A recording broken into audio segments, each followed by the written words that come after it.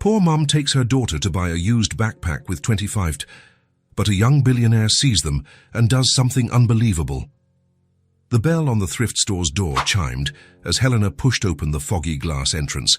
The smell of old clothes and forgotten furniture filled her nostrils. Leah held tightly to her hand, her curious blue eyes scanning every corner of the cramped shop.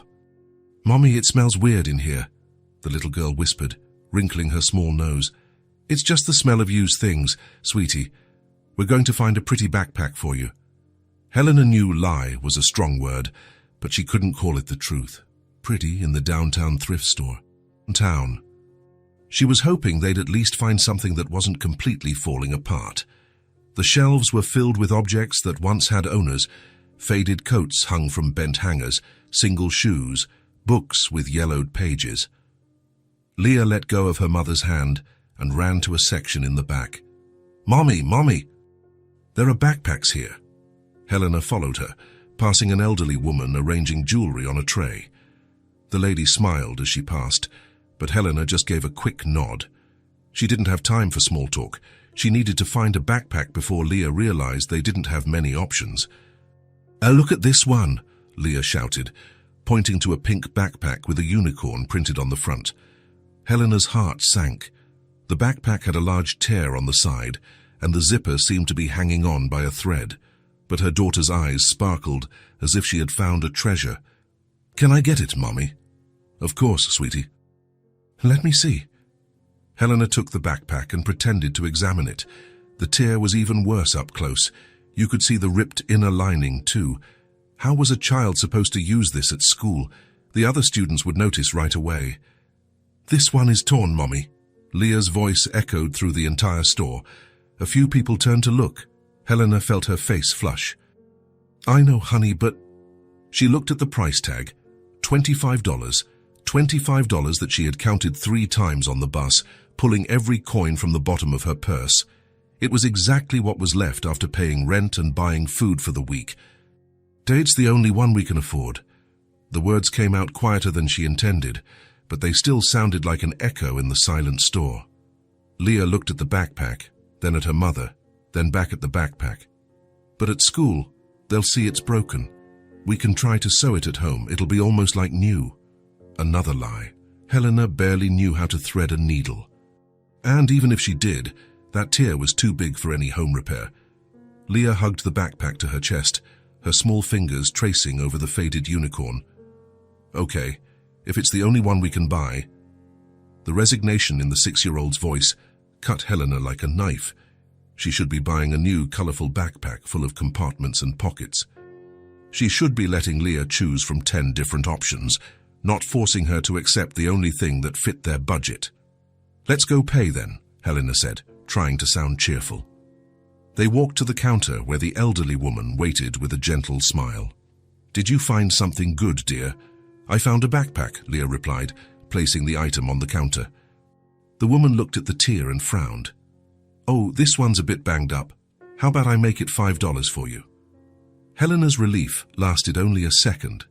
She shook her head, pride speaking louder than desperation. "No need, Mom. Thank you very much. The price on the tag is $25, so I'll pay the correct amount." She couldn't accept charity. It was hard enough buying from a second-hand store. "Mommy, can I look at more things while you pay?" "You can, but don't touch anything." Leah ran off to explore the store while Helena opened her wallet.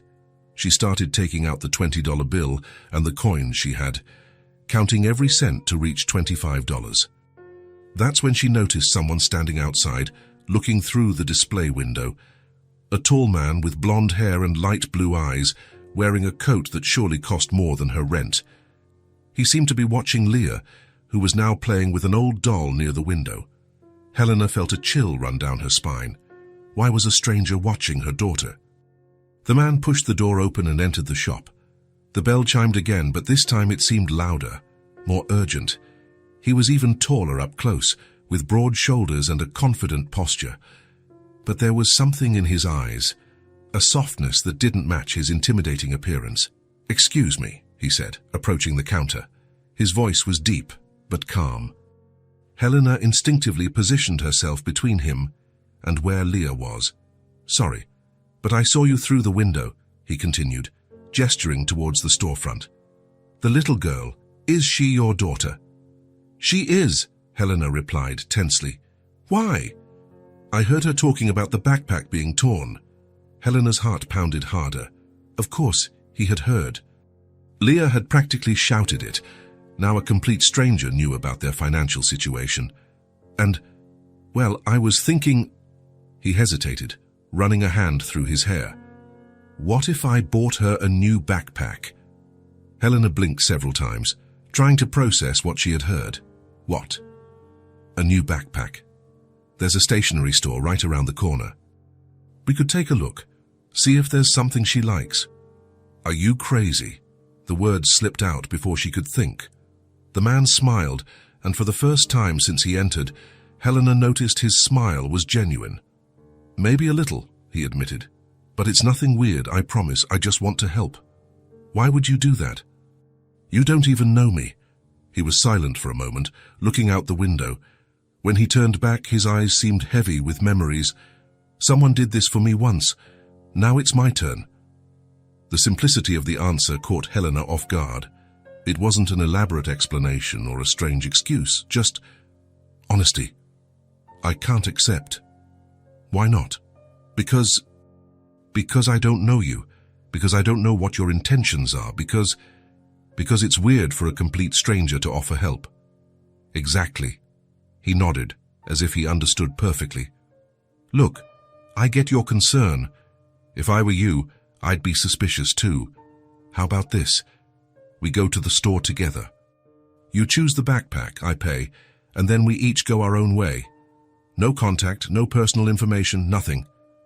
Helena looked at Leah, who was still playing with the doll, oblivious to the conversation. Then she looked at the torn backpack on the counter. Why are you doing this? Because I know how it feels, he answered simply.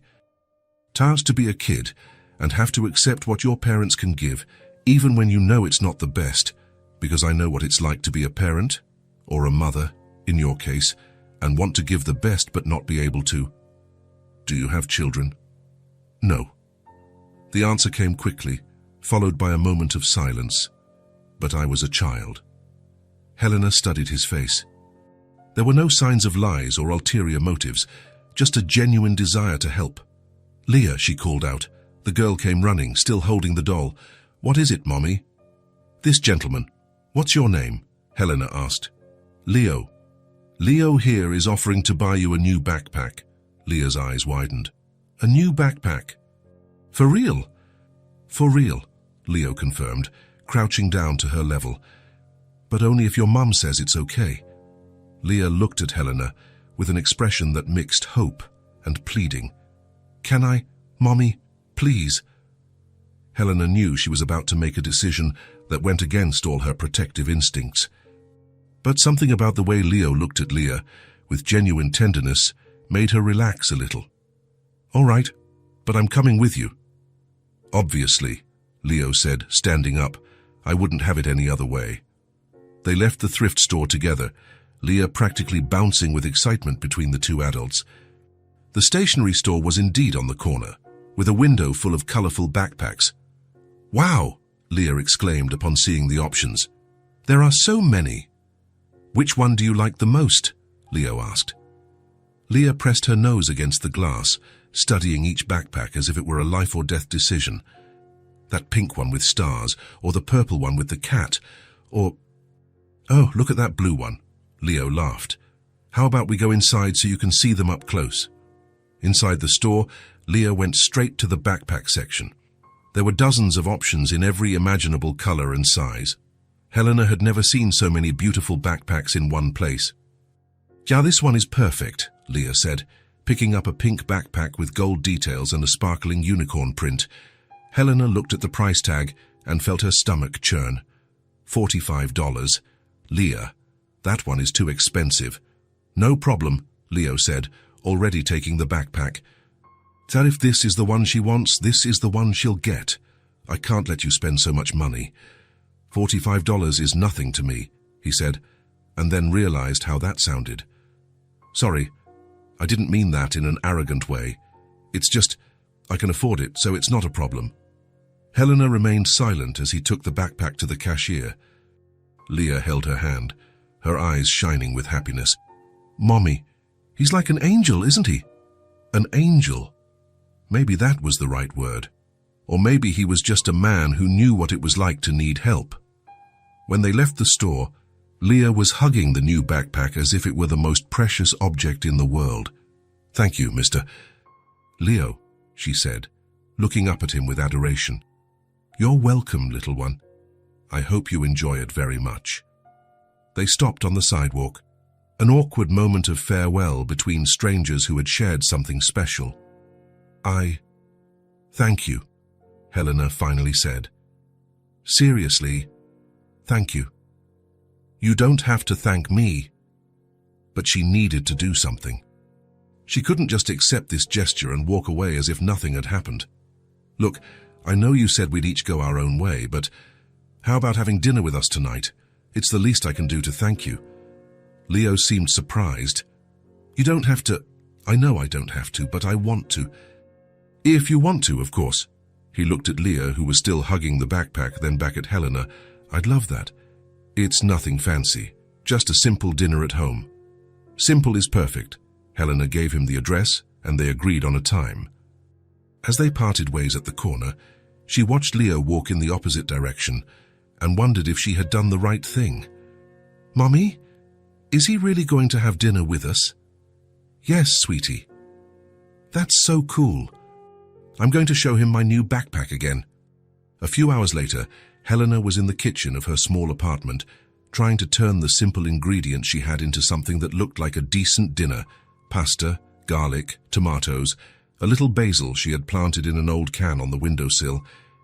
Leah was in her room, organizing her school supplies in the new backpack for the 5th time.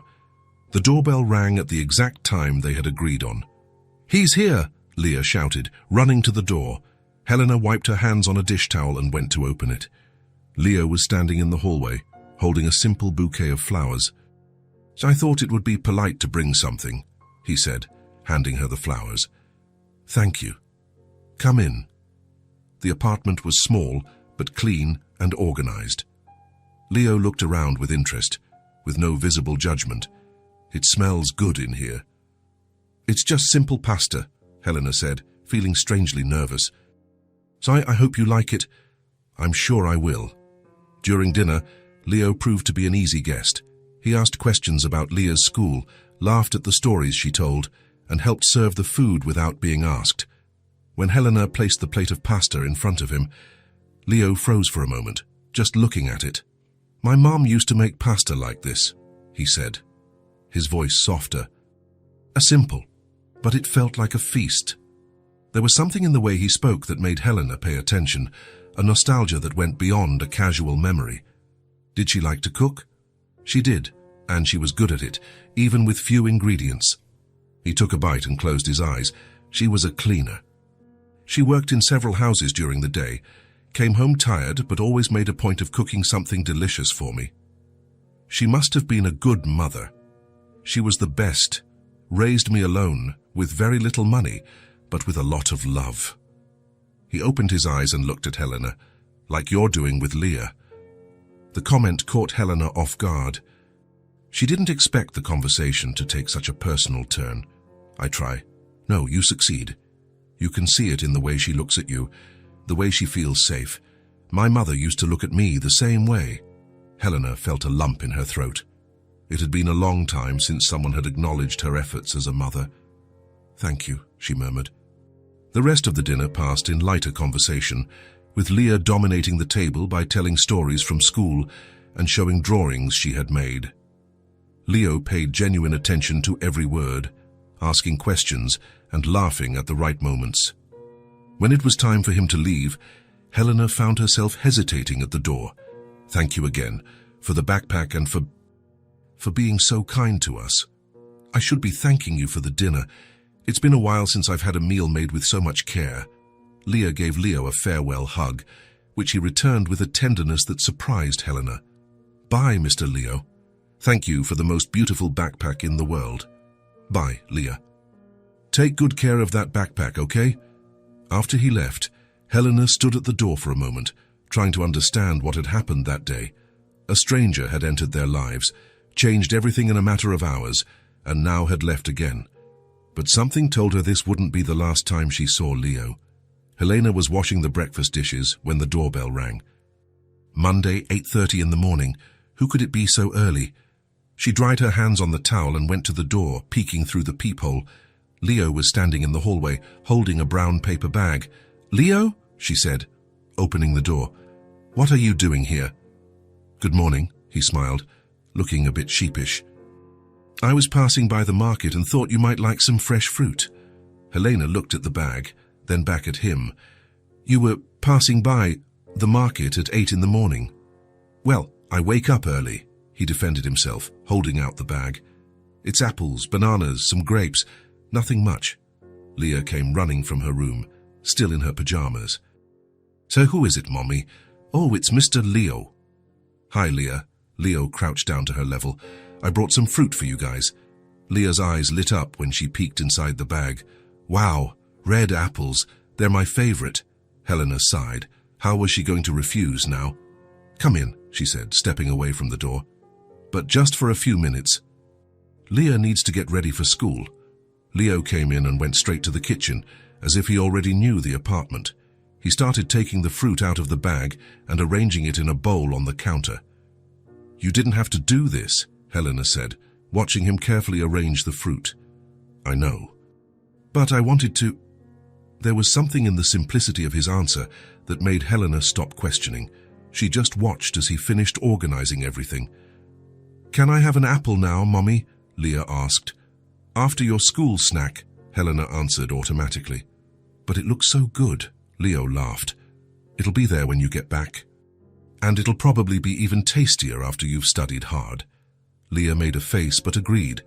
She ran to her room to get changed while Helena prepared the new backpack. "Thanks for the fruit," Helena said as Leo prepared to leave. "But you really don't have to." "I don't have to, but I want to," he repeated. "So I'll see you later." On Wednesday, Helena was trying to do something about the kitchen faucet that wouldn't stop dripping. She had tried tightening everything she could, but the drip continued. The doorbell rang. This time, when she opened the door, Leo was holding a toolbox. "Seriously?" Helena asked, incredulous. "I heard you on the phone yesterday talking about the faucet," he explained. "I thought I could take a look." "You were listening to my phone conversation." "Not on purpose. I was coming up the stairs when you were talking to someone at the door. About calling a plumber." Helena remembered the conversation with her upstairs neighbor. She had complained about the faucet and about not having money to call a professional. "And you thought you could fix it." "I can try. If I can't, at least it won't get any worse." Leah came running from the living room. "Leo, you came to visit me." "Hi, little one.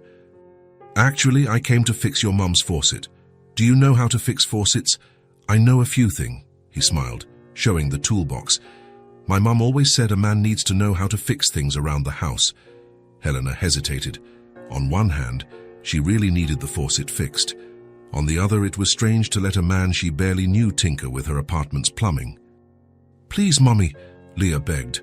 "That dripping sound won't let me sleep." "All right," Helena gave in. "But if you break something, I'll pay to have it fixed," Leo guaranteed. He worked on the faucet for almost an hour, explaining to Leah what he was doing and letting her hold some of the tools. When he finished, the dripping had completely stopped. "How did you learn to do that?" Helena asked, impressed. "YouTube," he replied, putting the tools away. "And some trial and error over the years." "How much do I owe you?"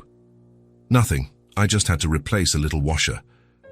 On Saturday, Leo showed up with a box of homemade cookies. "You made these?" Helena asked, suspicious. "I bought them," he admitted, laughing. "But I thought we could have some coffee together." This time, Helena didn't even question it. She just opened the door and let him in. Leah ran to hug him as soon as she saw him. "Uncle Leo!" she shouted, throwing herself at his legs. Helena stopped in the middle of the room. "Uncle Leo?" "That's what I call him," Leah said, matter-of-factly. "He's like an uncle, right?" Leo looked as surprised as Helena. "Do you mind?" he asked, looking at her. I don't know," Helena answered honestly. "It's just It happened so fast. I can ask her not to call me that if you prefer. Helena looked at Leah, who was hanging onto Leo's arm, smiling as if he had been part of the family for years. No, it's okay. If she wants to call you that... They had coffee at the small kitchen table, Leo and Leah talking about cartoons while Helena watched. It was surreal how well they got along, as if they had always known each other. Uncle Leo, can you play with me later? Leah asked. Of course. What do you want to play? Hide and seek.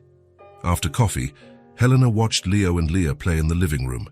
He hid behind the sofa, making exaggerated noises for her to find him easily. The girls' laughter filled the apartment with a joy Helena couldn't remember feeling before. It was strange. Having someone there, occupying the space that had always been just for the two of them.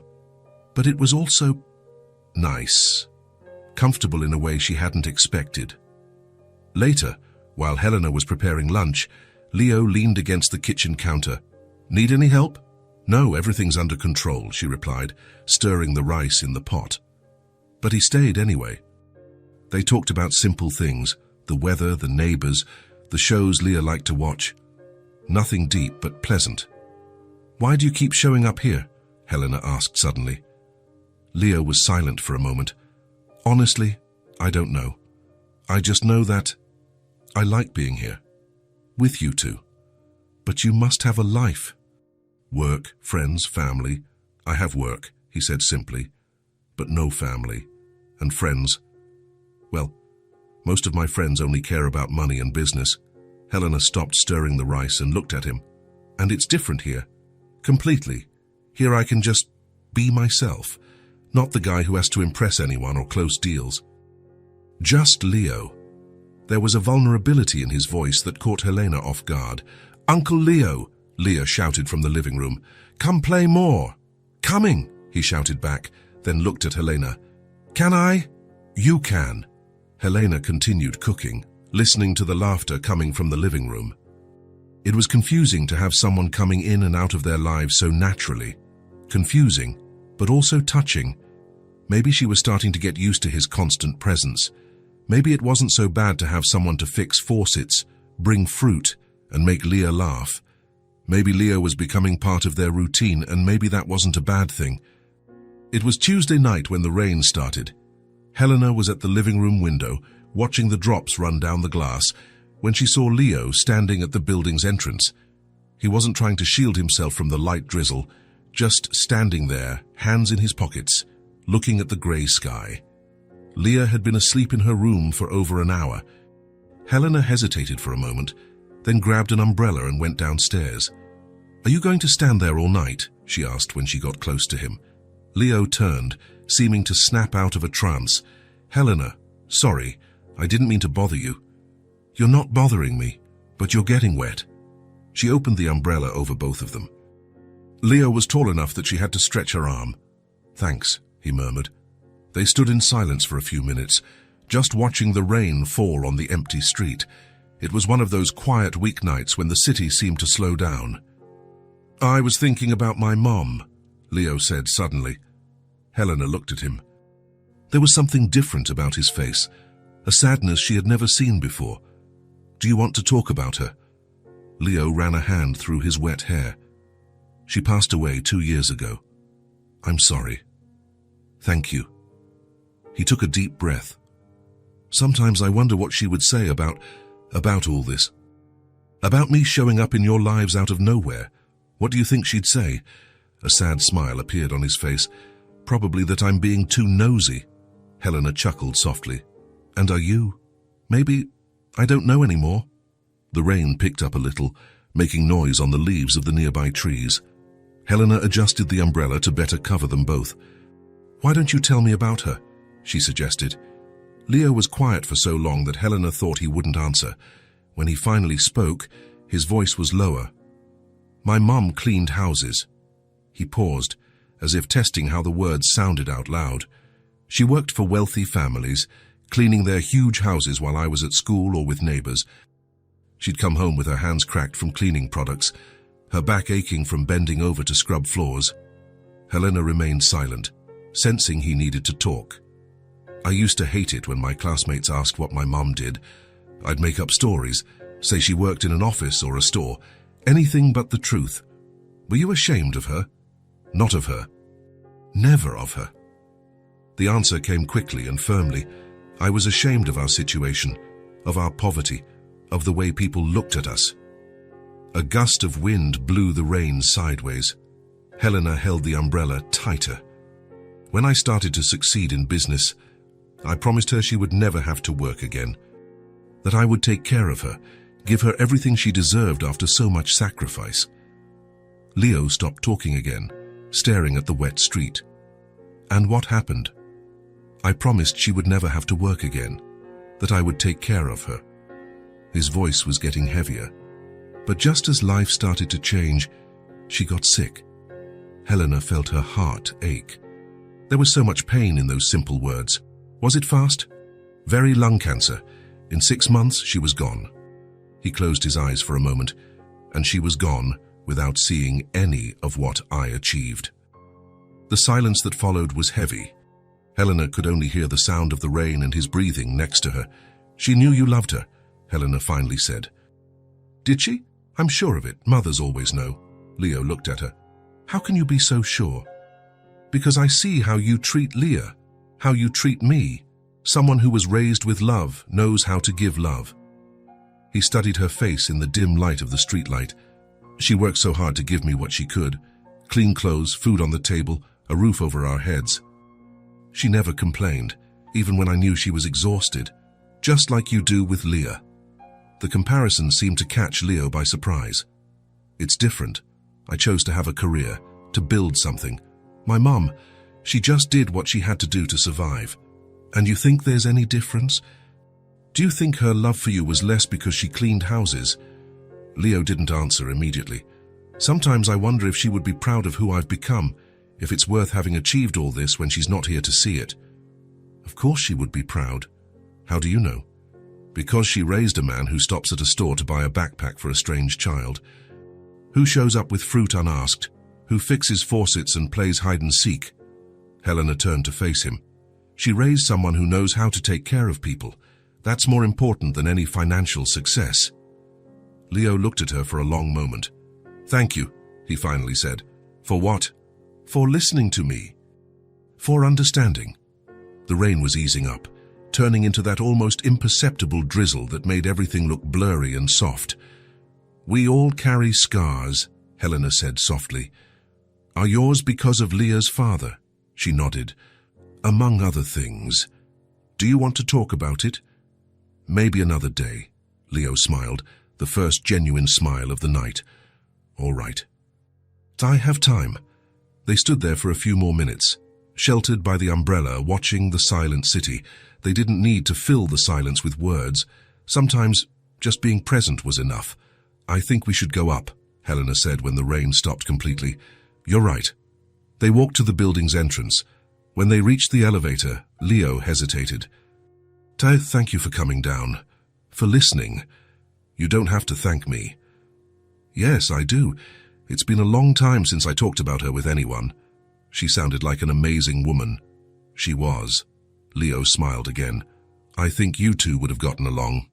The elevator doors opened. Helena got in first, Leo right behind. Are you sure you don't want to come up for some tea? She offered. Better not, it's late and you have work early tomorrow. When they reached Helena's floor, she turned to him before getting out. Leo. Yes, your mum would be proud. I'm absolutely sure of it. He just nodded, but she saw the emotion in his eyes. Helena entered the apartment and went straight to the window. A few minutes later, she saw Leo leaving the building, walking down the wet street with his hands in his pockets. She watched until he disappeared around the corner, thinking about how strange life could be sometimes, how people could appear out of nowhere and suddenly become important, how scars could be healed with kindness and understanding, and how sometimes it was good not to be alone with your own wounds. After that night in the rain, something changed. Leo no longer stopped at the building's entrance like a hesitant visitor. Now he came straight up, rang the bell, and walked in as if he belonged there. The following Thursday, Helena opened the door to find Leo with 2 grocery bags. Let me guess, she said, stepping aside for him to enter. You were passing by the market again. Actually, this time I went especially for you guys, he admitted, laughing. Leah mentioned yesterday that she likes chocolate cookies. When did she mention that? When I was helping her with her math homework. Helena stopped in the middle of the living room. You helped her with her homework.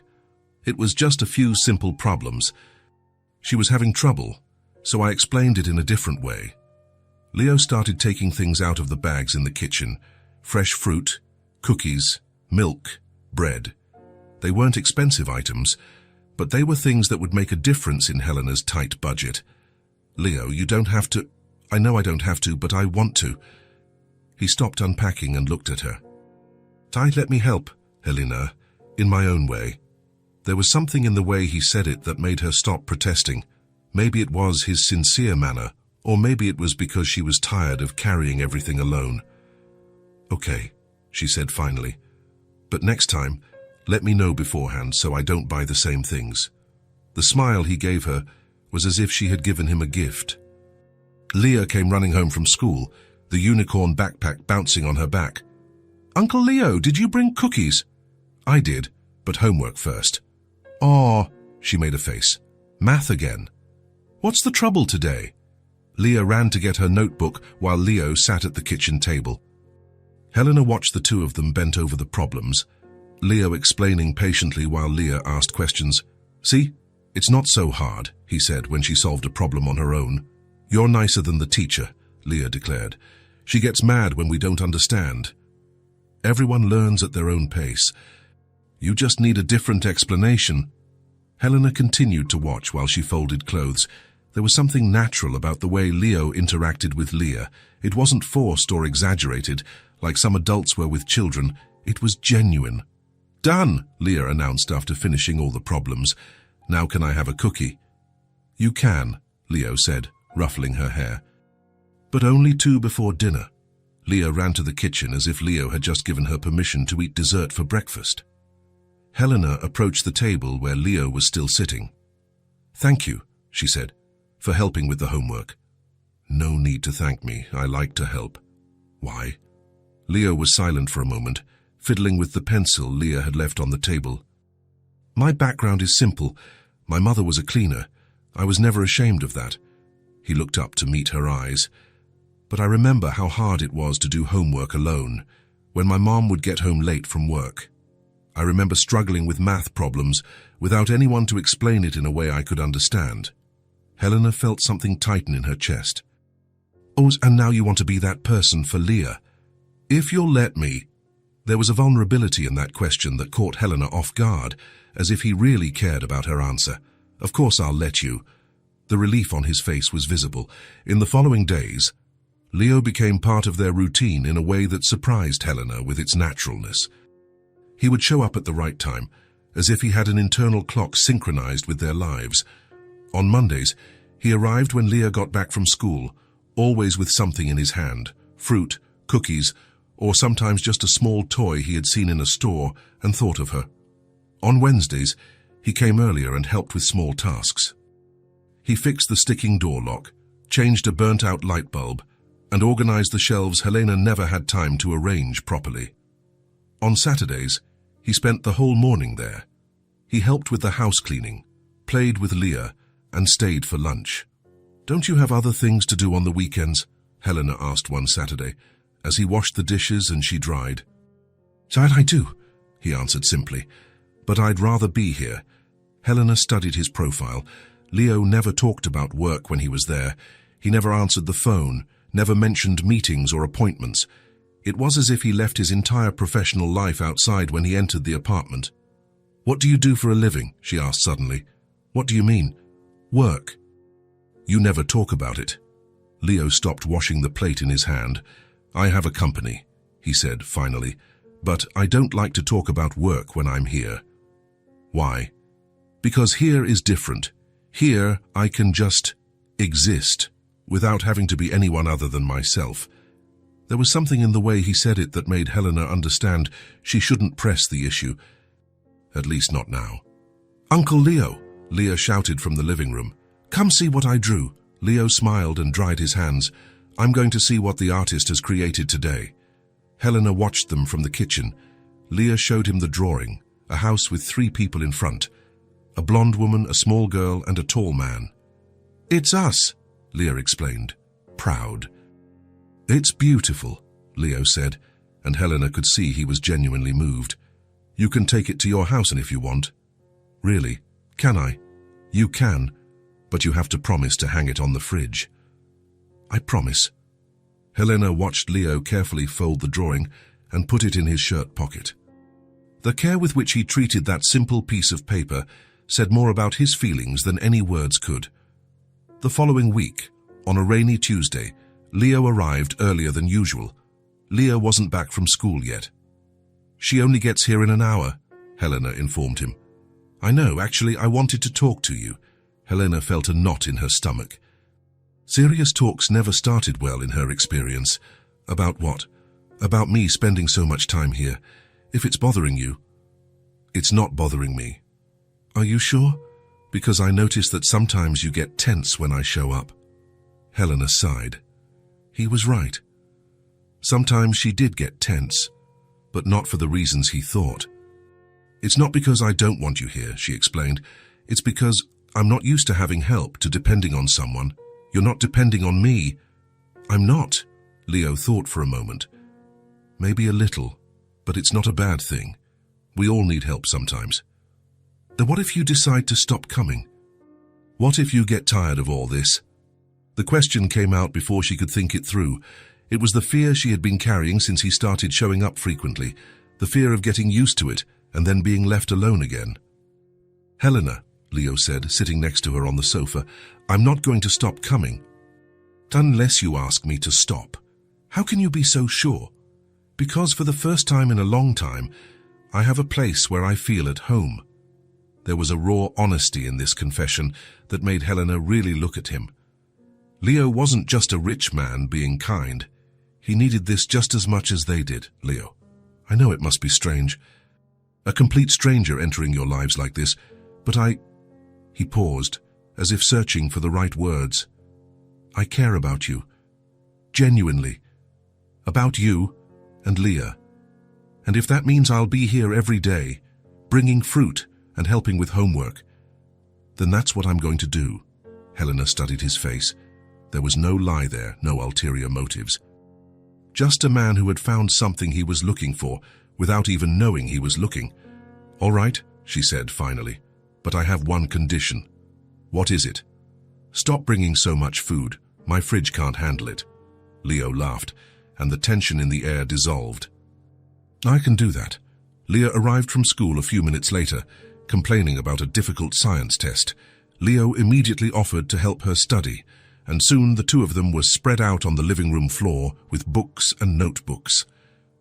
"This photosynthesis thing is so complicated," Leah complained. "It's simpler than it looks," Leo said. "How about we do an experiment?" "An experiment? Let's see if we can find some materials to show how plants make food." Helena watched Leo explain scientific concepts using forks, spoons, and glasses of water. Leah paid attention as if he were telling the most fascinating story in the world. "Now I get it," she exclaimed when he finished the demonstration. "Great. You're going to ace the test tomorrow. Uncle Leo, you could be a teacher." "You think so?" "I do. You explain things better than any teacher at my school." Leo looked at Helena over Leah's head, and she saw something cross his face. A surprise, as if he had never considered he could be good at something other than business. Later, after dinner, Leah asked Leo to stay a little longer. "Can we make a fort?" she asked, with those pleading eyes that were impossible to refuse. "A fort," Leo repeated. "With sheets and pillows. My mom used to make them with me when I was little." Helena felt her face flush. It was true. She used to make forts in the living room when Leah was younger, before life got so busy and tiring. "I can teach you," Leah offered, already running to get sheets. Leo looked at Helena. "Do you mind if I mess up your living room?" "Of course not." What followed was an hour of organized chaos. Leah directed the operation like a little engineer, instructing Leo on where to place each pillow and how to stretch the sheets to form the perfect roof. "No, not like that. The sheet has to be tight or it'll fall on our heads." Like this, Leo asked, adjusting the fabric. Better. Now put this pillow here. When they finally finished, there was a perfect fort in the middle of the living room, made with the sofa, 2 chairs, and practically all the sheets and pillows in the house. Now we need a flashlight to tell stories, Leah declared. Helena went to get the flashlight she kept for emergencies. When she returned, she found Leo and Leah already inside the fort, discussing what kind of story to tell. It has to be an adventure, Leah was saying. How about one about an adventurous princess? Leo suggested. Okay, but she has to have a sword. Of course, and a horse. And she saves the prince in the end. Helena smiled, hearing the conversation. She crawled into the fort and settled between them. The space was tight but cozy. Tell it, Uncle Leo, Leah pleaded, snuggling between the 2 adults. Leo began an improvised story about a brave princess who saved villages and rescued princes in distress. Leah constantly interrupted to add details or change the course of the adventure. And the dragon was purple, she insisted. Purple with gold polka dots, Leo agreed. Incorporating every suggestion, Helena found herself laughing along with them, more relaxed than she remembered being in a long time.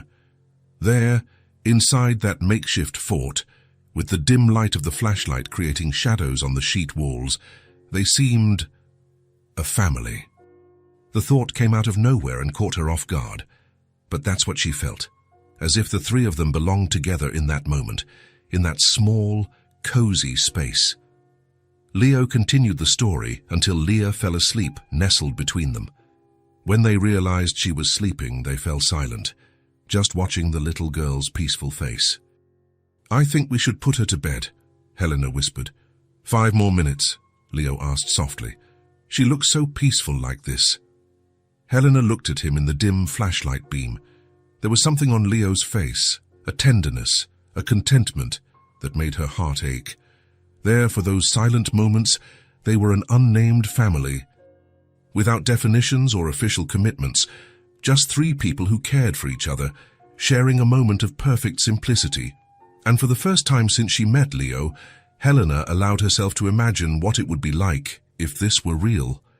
If these moments weren't the exception but the routine. If Leo really stayed, not just as a visitor, but as a permanent part of their lives. It was a dangerous thought, but there in the safety of that sheet fort, she allowed herself to dream. Leah had fallen asleep on the sofa after a full afternoon of playing with Leo. They had assembled puzzles, watched cartoons, and done experiments with baking soda in the kitchen, a mess that resulted in laughter and foam everywhere. Now, at 9 o'clock at night, the girl was sleeping soundly, wrapped in a blanket, her face peaceful in the soft light of the room. Leo was sitting in one of the armchairs, just watching her sleep with an expression Helena couldn't quite decipher. She had a perfect day, Helena said softly, settling onto the sofa next to Leah's feet. Me too, Leo replied, without taking his eyes off the girl. There was something in his voice, a melancholic softness, that made Helena pay attention. She watched him in silence for a few minutes. Leo seemed lost in thought, his blue eyes fixed on Leah, but as if he were seeing something more. What are you thinking about? Helena finally asked. Leo took a while to answer. When he did, his voice was lower than usual. About how strange it is to find something you didn't even know you were looking for. What do you mean? He finally looked away from Leah and met Helena's eyes. Can I tell you something? Something I've never told anyone? Helena nodded, feeling the seriousness of the moment. Leo leaned forward, resting his elbows on his knees. I have a company, he began. I built it from scratch, and after my mother died, I put all my energy, all my time, all my life into it. He paused, looking at his own hands. I achieved everything I could. Money, success, recognition. I have a big house, expensive cars, bank accounts that most people can't even dream of. Helena listened in silence, realizing he needed to talk. For years, I thought that was it. That success would fill the void my mother left when she died. That working until I couldn't anymore, building something big, would make me feel complete. Leo raised his head and looked at Leah again. But it didn't. The more I achieved, the emptier I felt, the lonelier. He took a long pause. as if deciding whether to continue. I miss something, having a family. The words hung in the silent air of the room. Helena felt her heart race, but she said nothing. I always thought it wasn't for me, Leo continued. Family, relationships, those things. I was too busy building my empire to think about it, and after I got everything, it seemed too late to start. He looked directly at Helena. Before you, all I had was work. I lived for the company. I woke up thinking about meetings, went to sleep thinking about strategies. On weekends, I went to the office because I had nothing else to do. Leo stood up and walked to the window, looking out at the dark street. But you guys... He stopped, running a hand through his hair. That you gave my life meaning. Helena felt something tighten in her chest. There was so much vulnerability in those words that she could barely breathe. Leo, I know it must sound strange, he continued, still with his back to her. A 35-year-old man discovering he wants a family.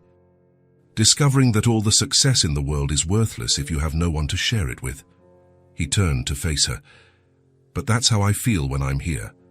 Like I've finally found what was missing. Helena stood up too, moving closer to him. Leo looked more vulnerable than she had ever seen him. Tyat, are you sure about what you're saying? Absolutely, the answer came without hesitation. I know our situation is complicated. I know I appeared in your lives out of nowhere and turned everything upside down. He gestured to the apartment around them. I know you have every right to send me away and say I'm being too invasive, but I needed you to know. Know what? That this isn't a game for me. That when I help Leah with her homework, when I fix your faucet, when I bring fruit, it's not because I feel guilty about my privilege or because I want to be the good guy. Leo took a step closer. It's because I care genuinely about both of you. More than I've cared about anything in a long time. Helena studied his face in the dim light of the room. There was no lie there, no manipulation, just a man who had found something he didn't know he was looking for and was afraid of losing it. What if I told you I care about you too? She asked softly. The relief that washed over Leo's face was visible. You do? Instead of answering with words, Helena reached out and took his hand. Their fingers intertwined naturally, as if they had done it 1,000 times before. Leo looked at their joined hands, then back at her face. What does this mean? He asked. Oh, it means that maybe you're not the only one who found something they didn't know they were looking for. They stood like that for a long moment, holding hands in the middle of the living room, Leah sleeping peacefully on the sofa beside them. They didn't need words. The silence said everything that needed to be said. There was a mutual understanding there, a recognition that something important was happening between them, something that went beyond attraction or convenience, something real. And now, Leo finally asked. Now we see where this goes, Helena replied. No rush, no pressure. Leo smiled, the first genuine smile of the night. I can live with that. They pulled apart when Leah stirred on the sofa, murmuring something unintelligible in her sleep. Leo bent down and carefully picked her up. I'll take her to her room, he whispered. Helena watched him carry Leah across the room, the ease with which he held her, as if he had done it hundreds of times. When he returned, she was arranging the sofa cushions. She didn't even wake up, Toddy said. Leah has always been a heavy sleeper. They stayed in the living room for a few more minutes, talking about trivial things, as if they needed to return to normalcy after the intensity of their previous conversation. When Leo prepared to leave, Helena walked him to the door.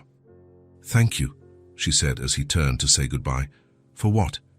For being honest with me. For telling me how you feel. Leo lightly touched her face. Thank you for listening, for not sending me away. I would never do that. Promise. The question had a playful tone, but Helena could see the real insecurity behind it. I promise, she said, seriously. Leo smiled and leaned in to kiss her forehead, a soft, intimate gesture that made Helena's heart race. Good night, Helena. Good night. She stood at the door until she heard him go down the stairs, then returned to the living room and sat on the sofa where Leah had been sleeping. The apartment seemed quieter now, emptier, but it also seemed full of possibilities. The next morning, Helena woke up to the smell of pancakes. For a moment she was confused. She hadn't made pancakes. Then she heard laughter coming from the kitchen and remembered. Leo had slept on the sofa. After their conversation the previous night, as they were saying goodbye, it started to rain heavily. Helena offered for him to stay, and he accepted. It was natural, with no ulterior motives, just two adults being practical about the weather. She got up and went to the kitchen, where she found Leo in an apron. Where did he get an apron? Making pancakes while Leah sat on the counter, swinging her legs and talking about a dream she'd had. "Good morning," Helena said, trying not to smile at the domestic scene. "Good morning, Mommy. Uncle Leo is making heart-shaped pancakes." "I see that." Leo turned to her, looking a bit sheepish. "I hope you don't mind. I found the ready mix in the cupboard." "Of course I don't mind." Leah jumped off the counter and ran to her room. "I'm going to get something to show you." Helena approached Leo in the kitchen. "Feist, did you sleep well on the sofa?" "Better than at home," he admitted. "Cozier." They were interrupted by Leah running back in, holding a piece of paper. "Look what I made." She held out the drawing to them. It was a colorful depiction of three people holding hands in front of a house. The woman had long blonde hair, the girl was small with a pink dress, and the man was tall with darker blonde hair. Around the three figures, there were hearts drawn in red. At the bottom of the page, written in blue marker in large, careful letters, was "Be now you are part of our family."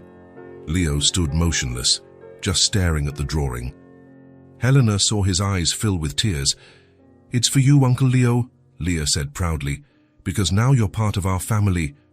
Leo crouched down to her level, still holding the drawing. "This is the most beautiful gift I've ever received," he said, his voice thick with emotion. Leah smiled and hugged him. "Do you really like it?" "I love it," he replied, hugging her back. "I'll keep it forever." Helena watched the scene with a tightening in her heart. There was something deeply touching about seeing Leo, a man who had achieved everything in his professional life, get emotional over a simple drawing from a 6-year-old. "Can I hang it on the fridge?" she asked, reaching for the paper. Leo hesitated for a moment, as if he didn't want to part with the drawing even for a second, then handed it to her. Helena walked to the fridge and stuck the drawing with a magnet right in the center, where everyone could see it.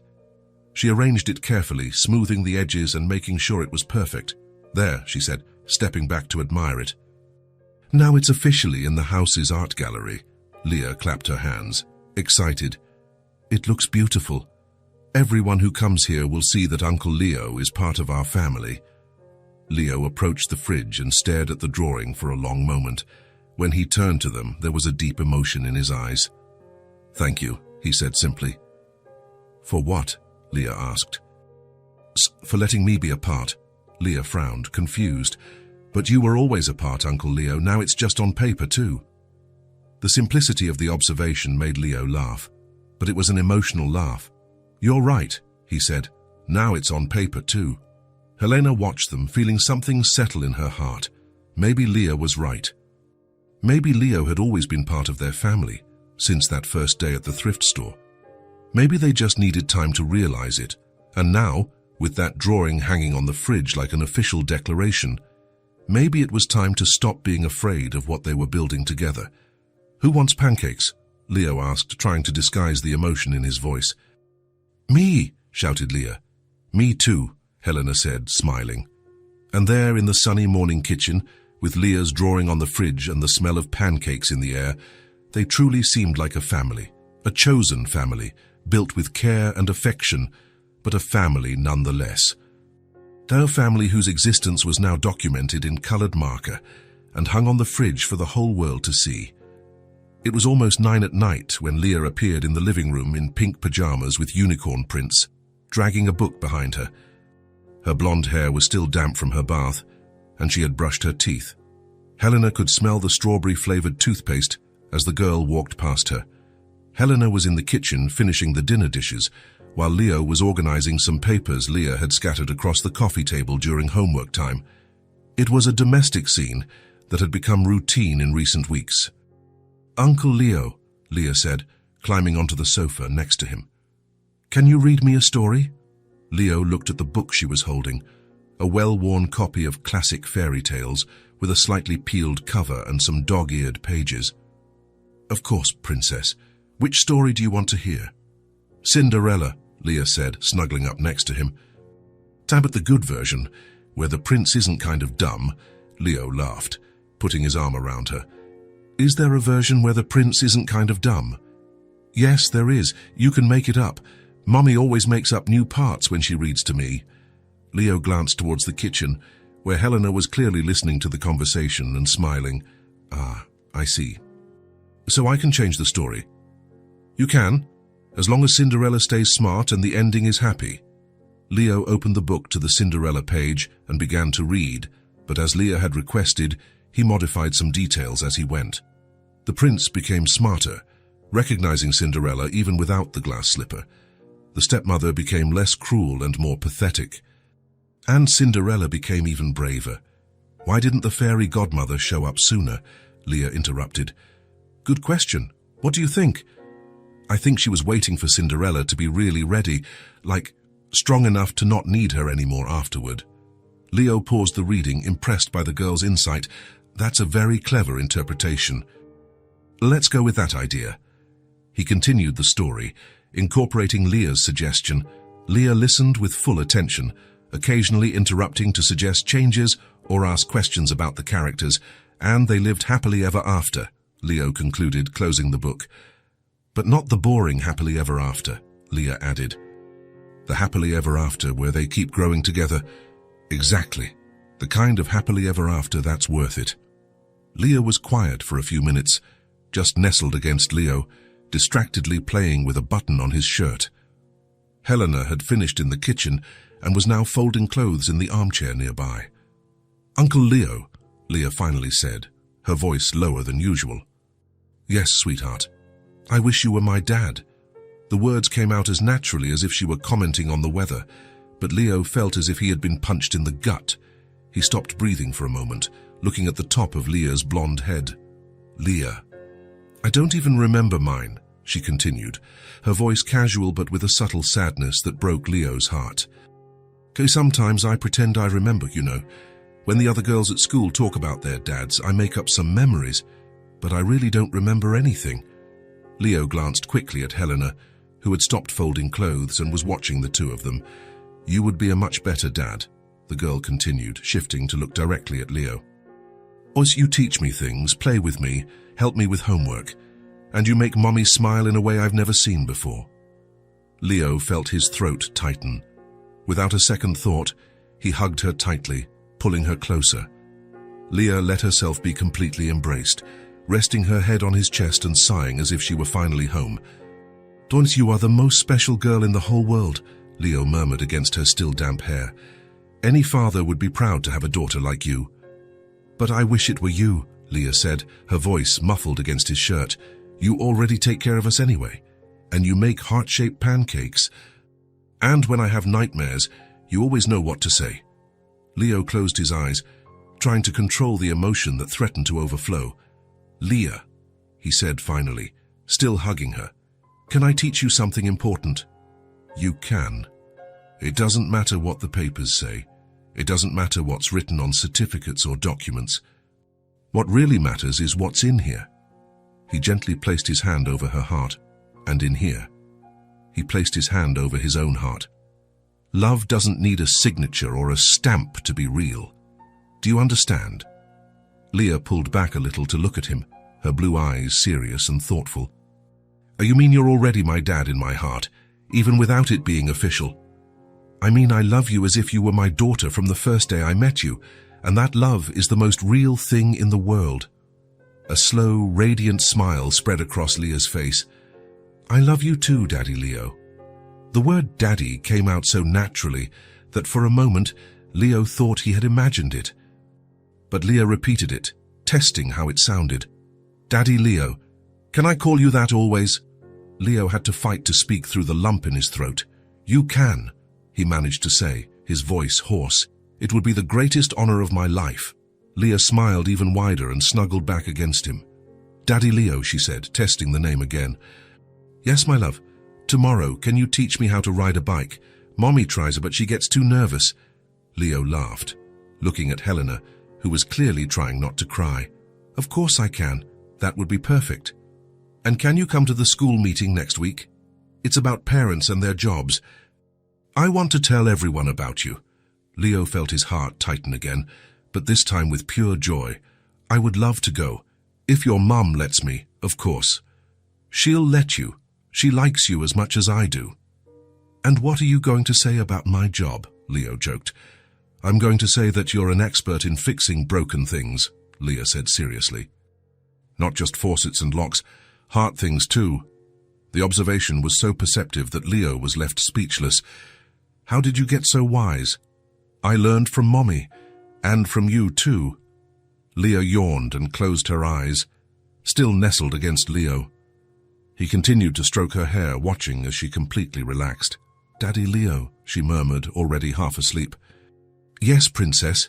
Do you promise you won't leave, like the other dad did? The question was like a stab to Leo's heart. He looked at Helena, who had tensed up in the armchair. I promise, he said, firm and clear. I promise I will never leave. You're stuck with me forever. Good, Leah whispered. I like being stuck with you. He continued stroking her hair until he was sure she was asleep. Only then did he realize Helena was standing at the entrance to the living room, watching them. How long have you been there? He asked quietly. Long enough, she replied, approaching the sofa. Long enough to hear you promise you'll never leave. Helena, Let's put her to bed first, she said softly. Then we'll talk. There are some things you need to know. Leo carefully picked Leah up. The girl murmured something unintelligible in her sleep, but didn't open her eyes. He carried her to her room, followed by Helena, and laid her in bed. Helena helped cover her with the light blue comforter. The girl snuggled into the pillow, a small smile still visible on her face. Good night, my love, Helena whispered, kissing her daughter's forehead. Good night, Princess, Leo murmured, doing the same. They left the room silently, closing the door slowly.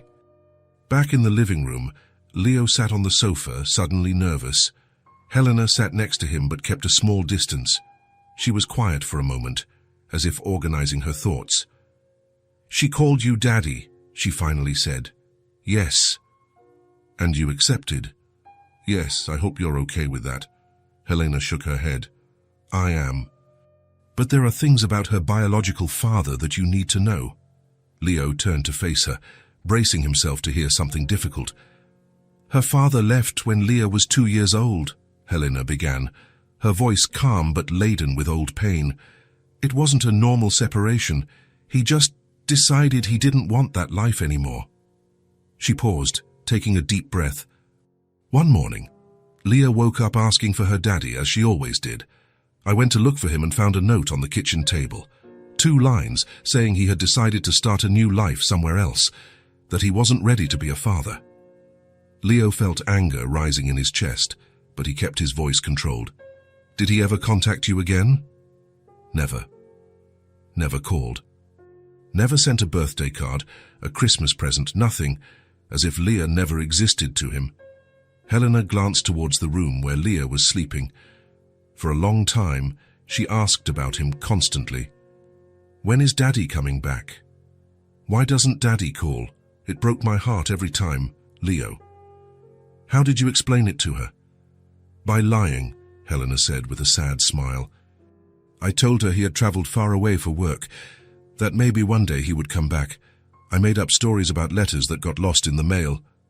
She wiped away a tear that had escaped. I kept lying until she stopped asking, and when she stopped, it was almost worse, because I knew some part of her had given up hope. Leo felt his chest tighten, imagining little Leah waiting for someone who would never return. After that, Helena continued, she became wary of adult men. Not that she was rude, but she wouldn't open up.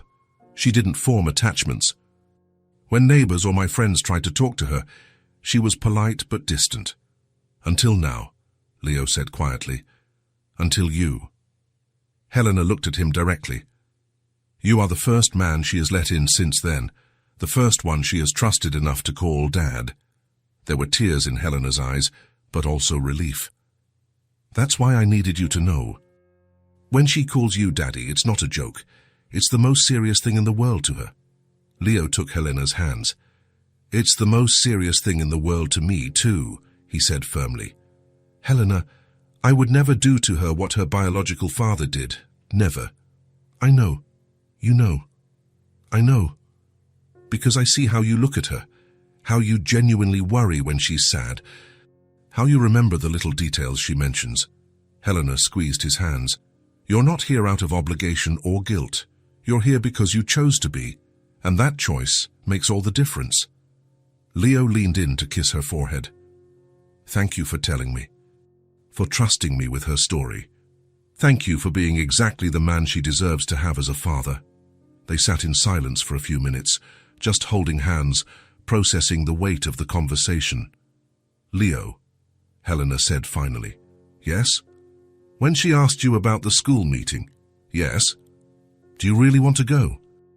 Knowing that she'll probably announce to the whole class that you're her daddy, Leo smiled. I wouldn't miss it for the world. In fact, I'm looking forward to everyone knowing that I'm Leah's dad. Even knowing it'll be official after that. Especially because of that. Helena smiled too. So it's official, she said. You're Leah's daddy. And you. How do you feel about all this? Helena thought for a moment. Relieved, immensely relieved. Happy in a way I haven't felt in years. A little scared, but mostly grateful. Grateful that she found someone who truly loves her. I'm going to stay, Leo promised. Forever, if you'll have me. We'll have you. In fact, we couldn't send you away even if we wanted to. Later, after Leo left, Helena went to check on Leah one last time before going to bed. The girl was sleeping soundly, but there was a small smile on her face. Her blonde hair was spread across the pillow, and she was holding a small teddy bear that Leo had given her. Helena carefully adjusted the comforter and gently kissed her daughter's forehead. Good night, sweetheart, she whispered. You finally have a real daddy, one who will stay forever. And for the first time in a long time, Helena went to bed, knowing that her daughter was completely safe and loved. Not just by her, but by someone who had chosen to love them genuinely. Someone who would stay no matter what happened. Someone Leah could call Daddy, without fear of being abandoned again. Leah's school was decorated with colorful banners and balloons when Leo and Helena arrived on Friday morning. It was Family Day, an annual event where children presented projects about their families to parents and guardians. Leah had worked on her project all week, but refused to show what she was doing. It's a surprise, she would say every time Leo or Helena tried to peek. She would disappear into her room with markers, construction paper, and glue, only emerging to ask for help with difficult words to spell. I'm nervous, Leo admitted as they walked toward the school entrance. Why? Helena asked, adjusting her purse on her shoulder. What if she says something that makes people question our situation? Helena stopped walking and turned to him. Leo, you are her father. In every way that matters. Don't let anyone make you think otherwise. But legally? Legally doesn't matter today. Today is about family. And we are a family. Leo took a deep breath and nodded. Helena was right. Leah's teacher, Mrs. Mendez, greeted them at the classroom door. So glad you could make it. Leah was very excited for today's presentation. They found seats in the third row of plastic chairs that had been set up facing a small makeshift stage. Leo could see Leah behind the curtains, holding something large and colorful, talking excitedly with other children. She looks happy, Helena observed. She really does. Mrs. Mendez stepped onto the small stage and clapped her hands to get everyone's attention. Good morning, families. Welcome to our Family Day. Today, each child will present a project about their family. Leo felt his stomach clench. What if Leah said something that would embarrass everyone? Let's start with Emma, the teacher announced. Emma, a brown-haired girl, walked onto the stage holding a poster with photos glued on it. She talked about her parents, her grandparents, and her younger brother. All very traditional and straightforward. Other children followed. Thomas talked about living with his grandmother. Sarah presented her family with 2 dads. Marcos showed photos of his large, extended family. Now let's hear from Leah, Mrs. Mendez said. Leo felt Helena take his hand and squeeze it. His heart began to beat faster. Leah appeared from the side of the stage, carrying a huge, colorful poster. She was wearing her favorite blue dress and had tied her hair back with a pink ribbon. Her eyes searched the audience until they found Leo and Helena, and she smiled radiantly. The poster was a 6-year-old's work of art. In the center, there were 3 drawn figures holding hands: a tall blonde woman, an even taller blonde man, and a small girl in the middle. Around the figures, she had glued photos, pictures of Leo making pancakes, of Helena helping with homework, of the 3 of them together in the sheet fort. There were hearts drawn everywhere and colorful flowers on the borders. At the top of the poster, in large, careful letters, it read, "My family." Leah positioned the poster on the stand and turned to the audience. Leo could see she was a little nervous, but determined. "Hi," she said, her voice clear but quiet. "My name is Leah, and this is my project about my family." She pointed to the figures on the poster. "This is my mommy, Helena. She works very hard and always takes care of me. She makes the best sandwiches in the world and helps me when I'm sad." Leo smiled, watching how confident Leah was on stage. "And this here," she said, pointing to the male figure, "is my daddy, Leo." Leo's heart tightened. She had said it so naturally, as if he had always been a part of her life. "As my daddy is very tall and makes heart-shaped pancakes, he helps me with math and fixes broken things in our house, and he reads me stories before I go to sleep." Leah paused for a moment, as if remembering something important.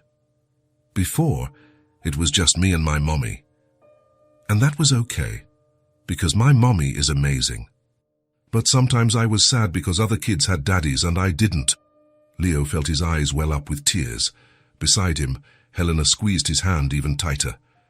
"But now I have a mommy," Leah continued, her voice growing stronger and happier. "And I have a daddy too." She looked for Leo in the audience and smiled directly at him. "And he's here." The simplicity and pure joy in those words broke something inside Leo. He couldn't hold back the tears that started streaming down his face. "My daddy Leo taught me that family isn't about who you're born from, but about who chooses to love you every day. And he chose me. And I chose him too." The audience was completely silent, absorbing the sincere words of the 6-year-old girl. "This is my family," Leah said, pointing to the poster again. "We love each other very much and take care of each other, and now we are complete." She gave a small bow, as she had seen other students do. For a moment, there was total silence in the room. Then someone in the audience started to applaud. Soon everyone was clapping, some wiping tears from their own eyes. Leo stood up from his chair, still applauding, tears flowing freely down his face.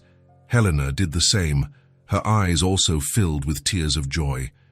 Leah came down from the stage and ran straight to them. Leo scooped her up and hugged her tightly, spinning her in the air.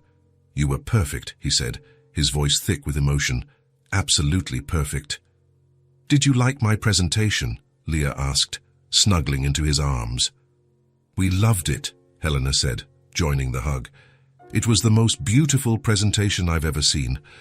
"That's because it's true," Leah said simply. "So we're a real family now." Other people came over to congratulate them, parents who had been touched by Leah's sincerity, teachers who were clearly moved. "What a beautiful presentation," said a mother Leo didn't know. "Your daughter spoke so well of you." "Thank you," Leo managed to say, still holding Leah. Mrs. Mendez approached them. "Folita worked very hard on this project, but more importantly, it's clear she feels very loved and secure. That makes all the difference." When the presentations were over, Leo, Helena, and Leah stayed for a few extra minutes, looking at the poster that was still on the stage. "Can I take my poster home?" Leah asked. "Of course," Helena said. "I will hang it in a special place, on the fridge next to my family drawing." "Perfect," Leo agreed. As they walked back to the car, Leah in the middle, holding both their hands, Leo reflected on how his life had completely changed in just a few months. "What are you thinking about?" Helena asked, noticing his thoughtful expression. "About how we got here," Leo said. "About how a torn backpack changed everything." It wasn't the backpack, Leah said, swinging their hands as she walked. It was you choosing to be kind. Mommy always says that kindness attracts kindness. Your mommy is very wise, Leo said. And my daddy is too, Leah added. When they got to the car, Leah insisted on holding her poster the entire way home. Daddy Leo, she said when they parked. Yes, princess. Thank you for being my dad. Leo turned in his seat to look at her. Thank you for letting me be your dad, he replied. It's the most important job I've ever had, and you're very good at it, Leah said, smiling. Later that night, after Leah had gone to sleep, Leo and Helena sat on the sofa, the poster now hanging prominently on the fridge next to the previous drawing. She surprised us today, Helena said, snuggling up next to Leo. When she said, "And he's here," I saw your tears. The whole audience saw them. I don't care. It was true. I was there. I will always be there. Helena kissed his cheek. I know, and she knows too. That's what she meant today, that she's finally sure she has a dad who won't leave. Leo pulled Helena closer. We really are a family now, aren't we? We always were, Helena said. We just needed time to realize it. A whole family, chosen and deserved, Leo murmured. Exactly, Helena agreed, and nothing is going to change that.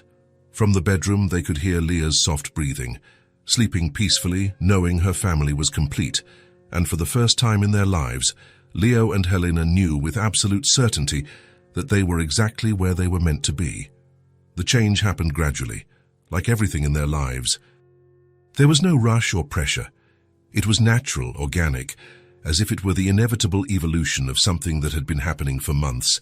It started with Leo spending more and more nights at Helena and Leah's small apartment. First, it was a night here and there when it was too late to drive. Then it was entire weekends. Eventually, he realized he was only going to his own house to pick up clean clothes. This is kind of ridiculous, he said one Sunday morning, while folding shirts. I have a huge house, and I'm living in this tiny apartment. Do you have a problem with our tiny apartment? Helena joked. That's not it. It's just that my house has space. Leah could have her own room. You could have more comfort. Leah, who was drawing at the kitchen table, stopped coloring. Are we going to live in your house, Daddy Leo? Only if you want to. There's no rush to decide. I want to, Leah exclaimed immediately. Can I decorate my own room? You can decorate it however you want. You can paint the walls pink if you like. And can we take all our drawings from the fridge? All of them. We'll even need special frames for the most important ones. Leo's house was indeed large. 3 bedrooms, a spacious kitchen, a large living room with a fireplace. Leah ran from room to room, exclaiming over each discovery. There's a huge bathtub, she shouted. And a window in the bedroom that looks out onto the garden. But it was in the kitchen that Helena felt it could work. It was cozy despite its size, with an island in the center and a large table near the window. What do you think? Leo asked quietly, while Leah explored the garden. It's beautiful, Helena admitted. But are you sure? 2 women invading your space, Helena. This house has never been a home. It was just a place where I slept between workdays, but with you here, now it can be a real home. The move took 3 weeks. Leo hired a moving company, but Helena insisted on packing the personal items. Leah supervised the whole process, ensuring her drawings and toys were handled with care.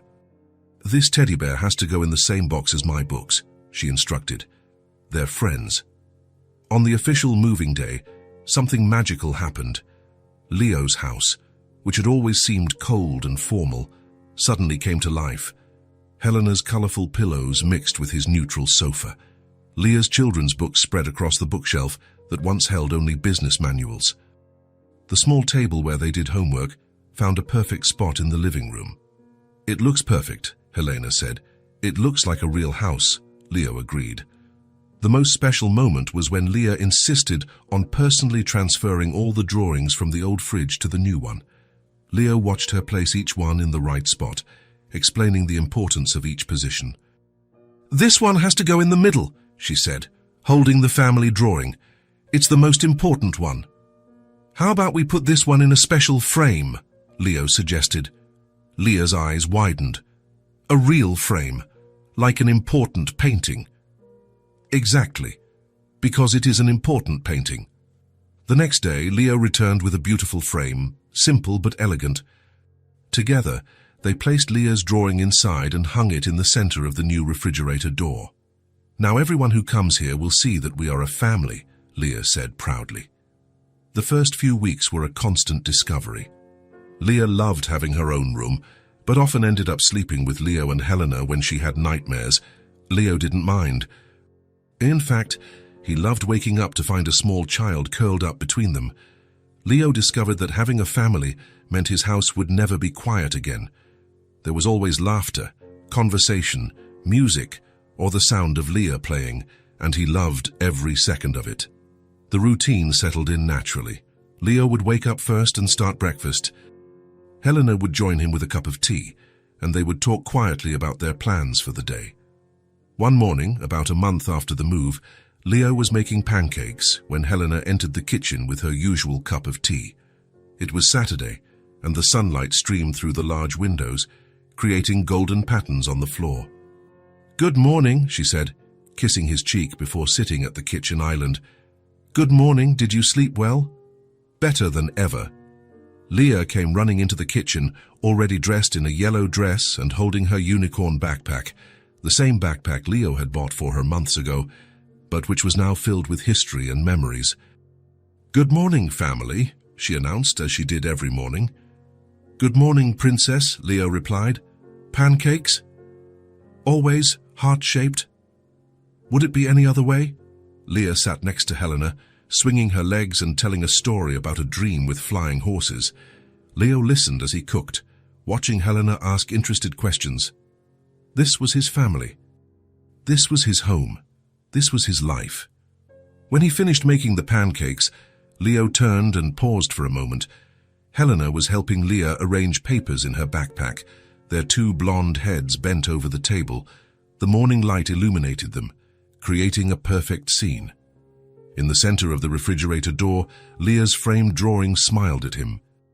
Around it, other drawings and photos created a collage of real family life. "Daddy Leo, are you okay?" Leah asked, noticing he had stopped. Leo looked at them, his two favorite women in the world, sitting in the kitchen of the house that was now truly a home. "I think I finally," he began, his voice thick with emotion, his eyes welling up. "Have a home." "And a family." Helena smiled, reaching out her hand to him. "You always did, you just needed to find us."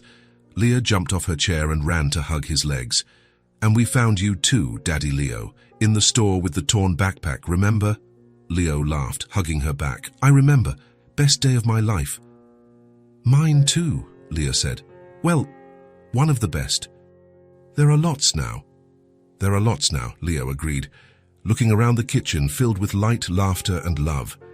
Finally, he was home. If this story touched your heart, subscribe to the channel and turn on notifications so you don't miss the next ones. Leave a like because it helps this story get recommended to more people. See you in the next story.